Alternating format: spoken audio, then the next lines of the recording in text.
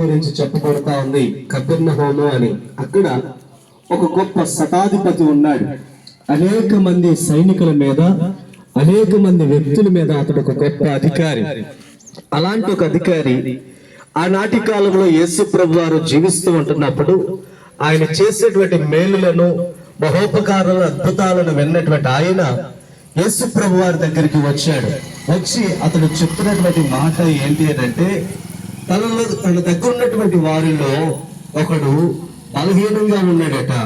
కాబట్టి తన ఇంటిలో తనతో ఉన్నటువంటి ఒక వ్యక్తి బాధపడుతున్నాడని, అతన్ని బాగుపరచాలని యేసయ్య సహాయం కొరకు వచ్చాడు. అయితే యేసు ప్రభు వారు అక్కడికి వెళ్ళడానికి ఇష్టపడడానికి ముందుగానే అతడు మరో మాట చెప్తున్నాడు.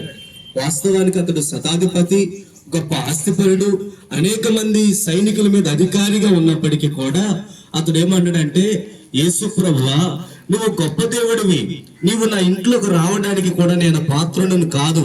కాబట్టి నువ్వు ఇక్కడి నుంచే అతన్ని బాగుపరచాలని అనుకున్నట్లయితే నా ఇంటిలో నన్న దాసుడు స్వస్థపడతాడని ఆ యజమానుడు చెప్పినప్పుడు యేసు ప్రభు వారు అన్నటువంటి మాట ఏంటంటే, ఇలాంటి ఒక నమ్మకం వలననే, ఇలాంటి ఒక విశ్వాసం వలననే అద్భుతాన్ని పొందుకుంటారని చెప్పి, నీ విశ్వాసం చాలా గొప్పది, నువ్వు అనుకున్నట్లుగానే నీ శతాధిపతి లేకపోతే నీ ఇంట్లో ఉన్నటువంటి దాసుడు స్వస్థపరచబడ్డాడని యేసు ప్రభు వారు చెప్పారు.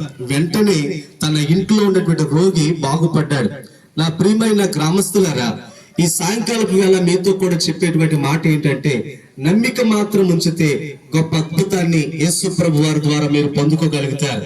కుటుంబ సమస్యలతో చాలా మంది సతమతమవుతా ఉన్నారు. ఆర్థిక పరమైన ఇబ్బందులు, చాలా ఇళ్లలో మనశ్శాంతి లేనటువంటి జీవితాలు, చదువులు లేక, జీవితాలు సరిలేక, కుటుంబంలో నెమ్మది లేక ఎందరో కుంగిపోతా ఉన్నారు. యేసు ప్రభు వారు అంటున్నటువంటి మాట ఏంటంటే, శతాధిపతిలో ఉన్నటువంటి విశ్వాసం గనుక ఈ రోజు నీలో గనుక ఉంటే